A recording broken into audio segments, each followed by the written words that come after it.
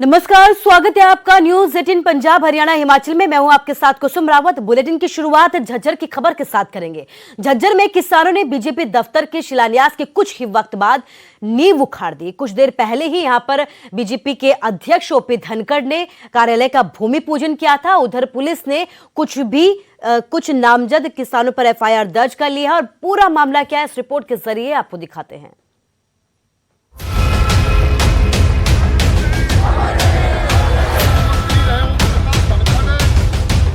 झज्जर में बीजेपी दफ्तर का नींव पत्थर तोड़ने को लेकर प्रशासन सख्त है।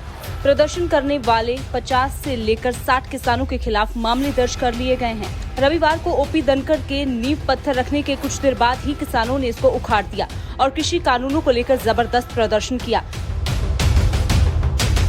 अब कार्यवाही के बाद भी किसान विरोध कर रहे हैं। किसान नेताओं के मुताबिक पर्चे दर्ज करके उनकी आवाज दबाने की कोशिश की जा रही है, लेकिन वो बीजेपी और जेजेपी का विरोध जारी रखेंगे। और अब बीजेपी सरकार में प्रदेश अध्यक्ष ओम प्रकाश धनखड़ ने आज यहाँ पर आप ये नज़ारा देख रहे भूमि पूजन करने के लिए आना था। यहाँ का समय था 10 बजे का। 6 बजे ओम प्रकाश धनखड़ काकर काट गया किसानों से डरते हुए। आज ये किसानों की जीत हुई है, इसका नज़ारा आपने हम दिखा रहे हैं। देखो ये तुर्क की मिट्टी पड़ी हुई है और ये बांटता हुआ टेंट इस बात का गवाह है, सार्थक है कि किसानों ने अपनी मांगे मनवाने का काम किया। और आपने जो ये भूमि पूजन है, ये भूमि पूजन हम दिखाएंगे। जो अपने हिंदू धर्म में जो परंपरा है, शनिवार को नींव रखनी थी इसकी, लेकिन एतवार ने इसकी नींव रखी है। ये संगी थे, हैं और रहेंगे। 50-60 लोगों के खिलाफ अभियोग अंकित किया गया है। इनमें कुछ बाई नेम भी है? हाँ, कुछ लोग बाई नेम है और बाकी अन्य है। तो क्या आगे कार्रवाई क्या की जाएगी? कार्रवाई अभी तफ्तीश चल रही है, मुकदमा दर्ज किया जा रहा है, अनुसंधान जारी है। जैसे तथ्य होंगे उसी हिसाब से आगे कार्रवाई। कोई अरेस्टिंग हुई है अभी तक? अभी कोई अरेस्टिंग नहीं है। दरअसल रविवार को बीजेपी के प्रदेश अध्यक्ष ओपी धनखड़ ने झज्जर में बीजेपी दफ्तर का नींव पत्थर रखा। किसानों के रोष को देखते हुए प्रोग्राम तय समय से 2 घंटे पहले ही निपटा लिया गया। प्रोग्राम से बाद भी किसान ट्रैक्टर ट्रालियां लेकर पहुंच गए। बीजेपी के खिलाफ जबरदस्त नारेबाजी की गई। किसानों ने भूमि पूजन स्थल के पास खड़े होकर विरोध जताया और जो ईंट लगाई गई थी उसको भी उखाड़ दिया गया।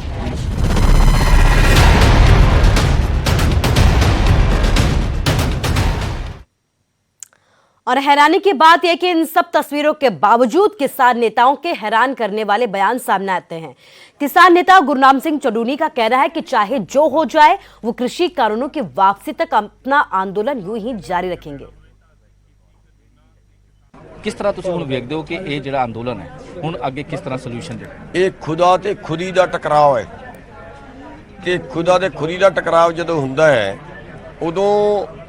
ਉਦੋਂ ਜਿਹੜਾ ਹੈ ਉਹ ਜਿਵੇਂ ਕਹਿੰਦੇ ਨੇ ਵਿਨਾਸ਼ ਕਾਲੇ ਵਿਪਰੀਤ ਬੁੱਧੀ, ਇਹ ਜਿਹੜਾ ਹਠੀ ਰਾਜਾ ਹੁੰਦਾ ਹੈ ਇਹ ਰਾਜ ਵੀ ਗਵਾਉਂਦਾ ਹੈ, ਪਰਿਵਾਰ ਵੀ ਗਵਾਉਂਦਾ ਹੈ।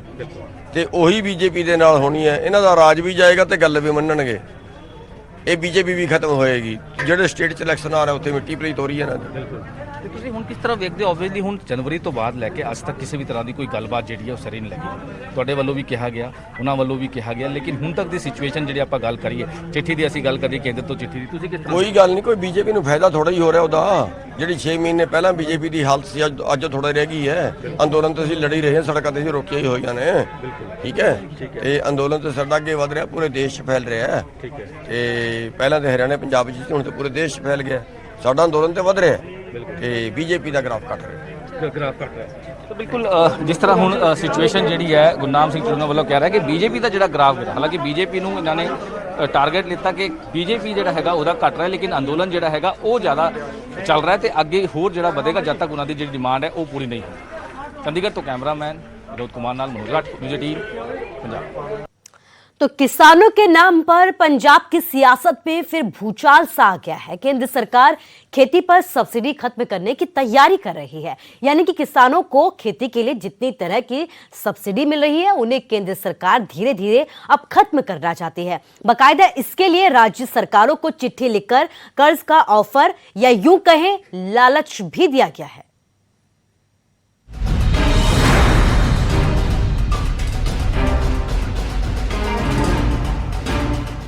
किसान आंदोलन के बीच केंद्र ने बिजली स्रोत बिल 2020 की ओर एक बड़ा कदम बढ़ाया है, जिसका सीधा असर किसानों पर होगा। केंद्र ने प्रदेश सरकारों को चिट्ठी लिखकर फार्मूला भी तय कर दिया है, जिसके मुताबिक सरकार बिजली सेक्टर को जितना ज्यादा इम्प्रूव करेगी उतना ही ज्यादा कर्ज मिलेगा। चिट्ठी में कहा गया है कि SDGP का 0.50% ज्यादा कर्ज लेना चाहते हैं तो बिजली सेक्टर में कृषि सब्सिडी को खत्म करने के जैसे कदम उठाने होंगे। कर्ज का लालच देकर प्रदेश सरकार को केंद्र सरकार बिजली स्रोत बिल की ओर लाने की कोशिश कर रही है, पर पंजाब कांग्रेस सरकार ने केंद्र का सुझाव मानने से साफ इनकार कर दिया है। पंजाब सरकार ने साफ साफ कह दिया है कि पंजाब सरकार सब्सिडी खत्म नहीं करेगी। किसान विरोधी नरेंद्र मोदी, दलित विरोधी नरेंद्र मोदी, देश विरोधी नरेंद्र मोदी, ਉਹ ਇਹ ਜਿੰਨੇ ਵੀ ਫੈਸਲੇ ਕਿਸਾਨਾਂ ਦੇ ਖਿਲਾਫ ਹੋ ਸਕਦੇ ਹੈ ਇਹ ਕੇਂਦਰ ਦੀ ਸਰਕਾਰ ਲੈ ਰਹੀ ਹੈ ਔਰ ਹੁਣ ਇਹ ਕਹਿ ਰਹੀ ਹੈ ਕਿ ਤੁਸੀਂ ਦਲਿਤਾਂ ਦੀਆਂ ਸਬਸਿਡੀਆਂ ਖਤਮ ਕਰ ਦਿਓ, ਤੁਸੀਂ ਕਾਰਖਾਨੇਦਾਰਾਂ ਦੀਆਂ ਸਬਸਿਡੀਆਂ ਖਤਮ ਕਰ ਦਿਓ। ਉਹ ਕਹਿ ਰਹੇ ਕਿ ਤੁਸੀਂ ਕਿਸਾਨਾਂ ਦੀਆਂ ਸਬਸਿਡੀਆਂ ਖਤਮ ਕਰ ਦਿਓ। लेकिन ये पंजाब सरकार है तो मुख्यमंत्री कैप्टन अमरिंदर सिंह ने यह फैसला किया है कि केंद्र सरकार जिन्ना मर्जी दबाव पाए इत्थे सबसिडियां खत्म नहीं होणगियां। उधर किसानों ने भी केंद्र के इस फैसले का विरोध करना शुरू कर दिया है। किसानों ने चेतावनी दी कि कुछ भी हो जाए वो केंद्र के मंसूबे कामयाब नहीं होने देंगे, जबकि बीजेपी उल्टा किसानों पर ही सवाल खड़े कर रही है। ਪਤਾ ਨਹੀਂ ਕੇਂਦਰ ਸਰਕਾਰ ਕਿਉਂ ਹੱਥ ਧੋ ਕੇ ਕਿਸਾਨਾਂ ਤੇ ਖਾਸ ਕਰਕੇ ਪੰਜਾਬ ਦੇ ਕਿਸਾਨਾਂ ਦੇ ਮਗਰ ਇਹ ਪਈ ਹੋਈ ਆ। ਪਤਾ ਨਹੀਂ ਇਹਨਾਂ ਨੂੰ ਲੱਗਦਾ ਵੀ ਹੁਣ ਅਸੀਂ ਮੁੜ ਕੇ ਸੱਤਾ ਚ ਆਉਣਾ ਹੀ ਨਹੀਂ ਜਾਂ ਅਸੀਂ ਸਰਕਾਰਾਂ ਹੀ ਨਹੀਂ ਬਣਾਉਣੀਆਂ। ਮੈਨੂੰ ਤਾਂ ਇਹ ਲੱਗਦਾ ਵੀ ਭੁਲੇਖਾ ਵੀ ਇੱਕ ਵਾਰੀ ਸਾਰਾ ਕੁਝ ਕਰ ਜਾਈਏ ਤੇ ਫਾਇਦੇ ਜਿਹੜੇ ਆਮ ਲੋਕਾਂ ਤੋਂ ਖੋ ਕੇ ਵੱਡੇ ਲੋਕਾਂ ਨੂੰ ਦੇ ਜਾਈਏ ਫਾਇਦੇ। ਇਹਦੇ ਕਰਕੇ ਇਹ ਜਿਹੀਆਂ ਗੱਲਾਂ ਕੇਂਦਰ ਸਰਕਾਰ ਜਿਹੜੀ ਇਹ ਕਰਨ ਲੱਗੀ ਹੋਈ ਆ। पंजाब की तमाम विपक्षी पार्टियों ने भी केंद्र के इस सुझाव का विरोध किया है। जिस फार्म दे विच वो जिहड़ा बिल तजवीज़ किया गया इलैक्ट्रिसिटी बिल वो 100% फैडरलिज्म के अगेंस्ट है। सूबियां दियां सारियां ताकतां ईवन के रैगूलेटर अपॉइंट करन दियां ताकतां भी वो जिहड़ा बिल जिहड़ा वो खुंदा उहदे च सारे जिहड़े बोर्डां दा एडा वड्डा सिस्टम बनिया होया ਵੱਖ-ਵੱਖ ਪਾਵਰ ਬੋਰਡਾਂ ਦਾ ਉਹ ਸਾਰਾ ਕੰਪਨੀਆਂ ਦੇ ਪ੍ਰਾਈਵੇਟ ਕੰਪਨੀਆਂ ਦੇ ਹਵਾਲੇ ਕਰਨ ਦੀ ਇੱਕ ਬੜੀ ਵੱਡੀ ਸਾਜ਼ਿਸ਼ ਹੈ। ਇੱਕ ਪਾਸੇ ਤਾਂ ਕਿਸਾਨ ਅੱਜ ਵੀ ਬੈਠੇ ਨੇ ਉੱਥੇ 500 ਤੋਂ ਜ਼ਿਆਦਾ ਤਾਂ ਜਾਨ ਗਵਾ ਚੁੱਕੇ ਨੇ। ਇੱਕ ਪਾਸੇ ਤਾਂ ਕਿਸਾਨਾਂ ਨਾਲ ਗੱਲ ਕਰਨ ਦੀ ਕੋਈ ਗੱਲ ਨਹੀਂ ਕਰਦੇ, ਕਹਿੰਦੇ ਕਾਨੂੰਨਾਂ ਬਾਰੇ ਗੱਲ ਨਾ ਕਰੋ ਹੋਰ ਗੱਲ ਕਰ ਲਓ। ਤੇ ਦੂਜੇ ਪਾਸੇ ਇਧਰੋਂ ਵੀ ਗਲਾ ਘੁੱਟਿਆ ਜਾ ਰਿਹਾ ਕਿ ਬਿਜਲੀ ਵੀ ਜਿਹੜੀ ਹੈ ਉਹ ਸਟੇਟਾਂ ਦਾ ਜਿਹੜਾ ਹੱਕ ਹੈ ਉਹ ਬਿਜਲੀ ਬੋਰਡ ਵੀ ਸਾਡੇ ਤੇ ਬਿਜਲੀ ਵੀ ਉਹ ਸੈਂਟਰ ਖੋ ਰਿਹਾ। ਸਾਰੇ ਸਟੇਟਾਂ ਤੋਂ ਹੱਕ ਖੋ ਰੱਖੇ ਨੇ। केंद्र का ये ऑफर 15वें वित्त कमीशन की सिफारिशों का हिस्सा है, जो कि इस साल फरवरी में पेश हो चुका है। लेकिन किसानों ने बिजली के साथ जुड़े इस बिल का विरोध किया था। लेकिन जब केंद्र और किसानों के बीच बातचीत का दौर चल रहा था तब सरकार ने बिजली स्रोत बिल से पीछे हटने के लिए सहमति जताई थी। लेकिन अब लगता है कि सरकार इस बिल को कामयाब बनाने के लिए आगे बढ़ रही है। Bureau report, news 18। और अब खबर जींद से है। जींद में एक निजी स्कूल संचालक की सरेआम हत्या कर दी गई, जिसके बाद परिजनों ने शव को सड़क पर रखकर जाम भी लगा दिया।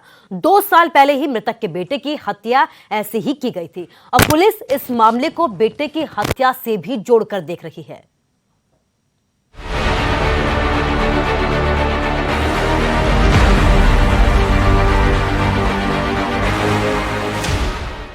जींद में उस समय सनसनी फैल गई जब दिन दहाड़े एक शख्स का गोलियां मारकर कत्ल कर दिया गया।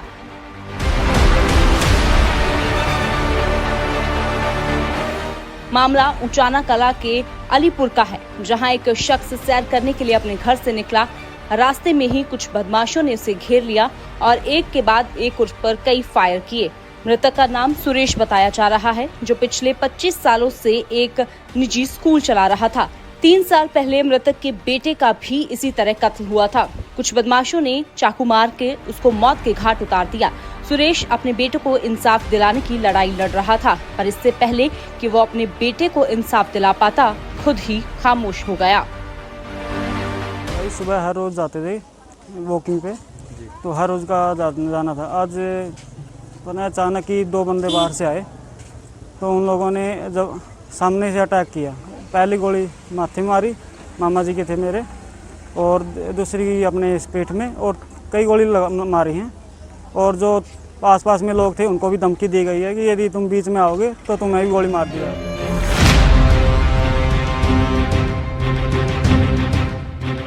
इंसाफ की लड़ाई लड़ता लड़ता इस परिवार का एक और सदस्य सिस्टम की नाकामी की भेंट चढ़ गया। यह पूरा मामला न सिर्फ कानून व्यवस्था पर सवाल खड़े करता है, बल्कि यह भी दर्शाता है कि कैसे इंसाफ की लड़ाई लड़ते लड़ते एक इंसान खुद ही इसकी भेंट चढ़ गया। और अब इन दोनों का इंसाफ कब मिलेगा, ये तो कोई नहीं जानता। जींद से विजेंद्र, न्यूज़ 18।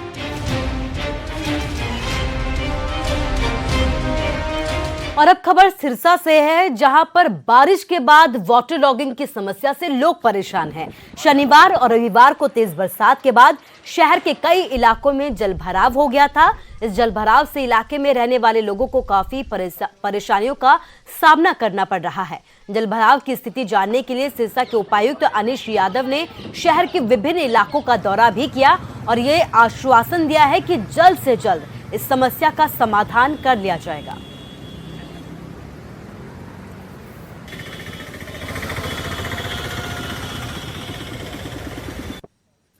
हमारी जो शहर की बसावट है वो थोड़ा लो लाइंग एरिया है, तो कुछ जो पोर्शन है, जैसे हमारे जो पुराने जो बाज़ार है, तो वहाँ पे पानी हमेशा खड़ा होता आया है। इसके लिए हमारी तरफ से जो एक्सियन पब्लिक हेल्थ है, जिनके पास में पूरा ड्रेनेज का सिस्टम है, जो उसकी देख रेख कर रहे हैं, मेरे द्वारा एक्सियन पब्लिक हेल्थ के द्वारा और यूएमसी के द्वारा मौके का निरीक्षण करा गया।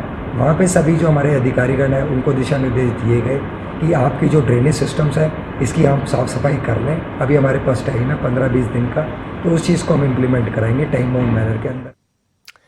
बिलासपुरा के कोठीपुरा एम्स के निर्माण कार्यों से प्रभावित ग्रामीणों ने अब धरना प्रदर्शन शुरू कर दिया है। स्थानीय लोगों ने एम्स प्रबंधन के खिलाफ यहां पर धरना प्रदर्शन शुरू कर दिया है। स्थानीय विधायक रामलाल ठाकुर ने भी इस मामले को लेकर यह ऐलान किया है कि अगर सरकार ने जल्द से जल्द ग्रामीणों को मूलभूत जो मांगे हैं उनको नहीं माना तो वो भी जनता के साथ धरने पर शामिल हो जाएंगे। हमारे साथ जो यहाँ पे है कोठीपुरा पंचायत और राजपुरा पंचायत के जनप्रतिनिधि भी यहाँ पे है। जो समस्या आज हमें आ रही है लोगों को, हमारे चाहे राजपुरा, नोवा, कोठीपुरा, वो जो बरसात के कारण जितनी भी कटिंग एनसीसी कंपनी द्वारा करवाई गई थी, वो सारा मिट्टी जो है लोगों के खेतों में, कुएं में, सब रास्ते खराब हो गए, घरों तक, बावड़ियाँ और मंदिरों तक जो है वो मिट्टी पहुंच गई। इसमें ना जिला प्रशासन जो है वो कोई कदम उठा रहा है। जिला प्रशासन का मेरा मतलब ये है कि ये जब कहीं धरना दिया जाता है तो पुलिस को भेज देते हैं, आज भी पुलिस भेज दी, पर जब लोगों का नुकसान होता है तो जिला प्रशासन जो है ना एक कोई भी कदम नहीं उठाता। लोगों को एक मैं कहूँगा कि टके की भी मदद जो है वो जिला प्रशासन की तरफ से, सरकार की तरफ से नहीं मिली। सरकार ने सैलानियों के लिए आरटीपीसीआर की जरूरत को खत्म कर दिया है, लेकिन स्थानीय लोगों को अब यह फैसला परेशान करने लगा है। कुल्लू में लोगों को अब यह डर सताने लगा है कि इस फैसले की वजह से सूबे पर फिर से कोरोना फैलने के जो आशंका है वो ज्यादा है।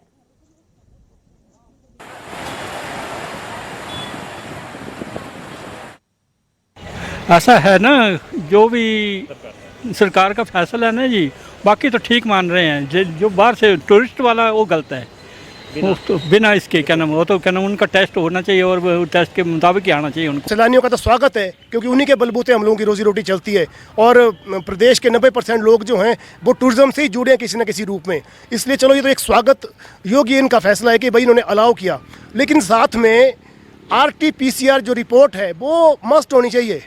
उसके बिना आप हर किसी को अलाउ करेंगे, इतने हज़ारों वाहन आ रहे हैं, कितनी जगह पे कंटेमिनेशन होगी जगह जगह। सरकार को जल्द से जल्द इस फैसले को रिव्यू करना चाहिए। जो टेस्ट है वो करा के इनको एंट्री देनी चाहिए थी।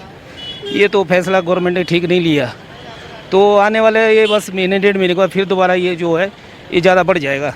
जो ये डिसीज़न लिया गया है कि बिना RT-PCR के रिपोर्ट के जो है पर्यटक हिमाचल के अंदर एंटर कर सकते हैं, ये निर्णय बिल्कुल गलत है। इसको सरकार को फिर से रिव्यू करना चाहिए कि RT-PCR की रिपोर्ट जो है कंपलसरी कर देनी चाहिए कि RT-PCR रिपोर्ट के साथ ही पर्यटक जो है हिमाचल प्रदेश के अंदर एंटर करें। और अब खबर हिमाचल के पालमपुर से है, जहां एक पूर्व सैनिक का परिवार 1982 से बिजली के लिए इंतजार कर रहा था। जब न्यूज़ 18 ने इस मुद्दे को उठाया तो बिजली विभाग की नींद टूटी और परिवार के घर पर रोशनी लौटी।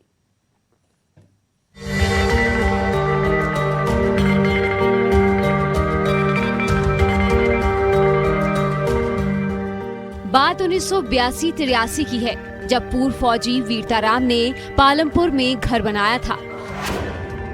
तब से ही वीरताराम बिजली कनेक्शन के लिए जद्दोजहद कर रहे थे, पर उनकी देश सेवा को भी नजरअंदाज किया जाता रहा। एक दिन वीरताराम खुद ये जद्दोजहद करते हुए दुनिया से चल बसे, पर उनके घर बलद तक नहीं चल सका। पति के बाद संध्या देवी भी इसी आस में जद्दोजहद में लगी रही, पर विधायकों, नगर निगम के प्रधान और बिजली अधिकारियों को मिलने के बावजूद उसकी समस्या हल नहीं हुई। 65 वर्षीय संध्या देवी लगातार बिजली दफ्तरों और सरकारी दफ्तरों के चक्कर काट रही थी, पर भरोसे के अलावा उन्हें कुछ नसीब नहीं हुआ। जब फौजी परिवार ने यहाँ घर बनाया था, तब पालमपुर की हालत एक गांव जैसी थी, पर अब यहाँ हजारों घर बन गए हैं। 1 किलोमीटर के दायरे में पावर सब स्टेशन भी है, पर फिर भी इस घर तक बिजली की तार नहीं पहुंच सकी। 40 सालों के बाद इस घर में सिर्फ मिट्टी के तेल से ही रोशनी होती है। तो मकान तो 35 साल हुई है बनाया। बिजली तो बिजली दे दिन तिकड़ कुछ लगी है, बिजली 2 बारी तो फाइल बनाई है, तो कुछ बोले दूर है, इथू नहीं पजानी, कुछ नहीं बोले अपना खर्चा दे बोले 20,000 लगना की लगना हो, 3 दोले रह कर दे। फिर ये जीनी जगह भी ये चाऊ बाऊंगा दी है ना, देरे जेठे दी मेरे दी, फिर ही ना ये भी नया होंदे रह, तीन करी भी लेट हो। दफ्तरों के चक्कर काट कर संध्या देवी थक चुकी थी। फिर न्यूज़ 18 पंजाब हरियाणा हिमाचल ने इस मामले को प्रमुखता से उठाया। बिजली बोर्ड के अफसरों से लेकर सरकार के नुमाइंदों तक संध्या देवी की आवाज पहुंचाई, जिसके बाद बिजली विभाग के चीफ इंजीनियर ने खुद इस मामले में दखल देते हुए पूर्व फौजी वीरताराम के घर मीटर लगवाया। हम कोशिश करेंगे 5-10 दिन में किस तरह से लोगों से बात कर सकते हैं और किस तरह से बिजली वहाँ पहुँचा सकते हैं। तो इथों तो नेरे च रहिंदे, हुण इथों आया थे सारे कणक लनाई तो नेरे च थे बच्चे से के बच्चे सुंगड़ी जान। फिर गली गर्मी की सोना आई था, कुछ की अंदर सोना, कुछ की अन्य सोना, गर्मी की सोना ही है टाइम कट्टा देना।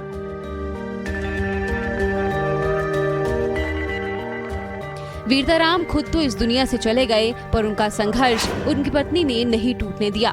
न्यूज़ 18 पंजाब हरियाणा हिमाचल ने भी संध्या देवी की आवाज उठाई, जिसके बाद पूर्व फौजी का घर रोशन हुआ है। न्यूज़ 18 हमेशा से ही लोगों के मुद्दों को तवज्जो देता रहा है, ताकि आम लोगों की मुश्किलें हल हो सकें। धर्मशाला से विचित्र शर्मा के साथ ब्यूरो रिपोर्ट, न्यूज़ 18। और चलिए आगे बढ़ते हैं। कोविड-19 महामारी ने परस्पर निर्भरता की भावना को सुदृढ़ किया है, जिससे कि पूरा देश इस विपत्ति का एकजुट होकर मुकाबला कर सके।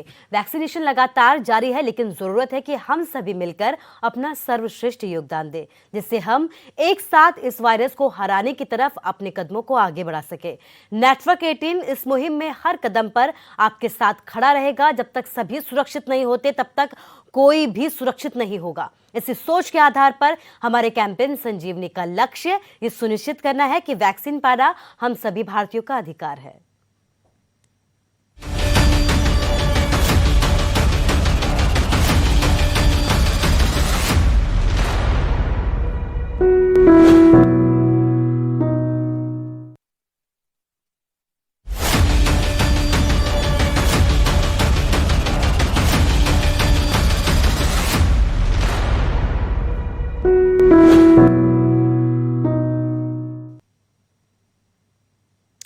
तो नेटवर्क 18 की फेडरल वैन जो है वो कई जगहों पर जा रही है। आइए आज देखते हैं कि ये वैन कहां तक पहुंची है।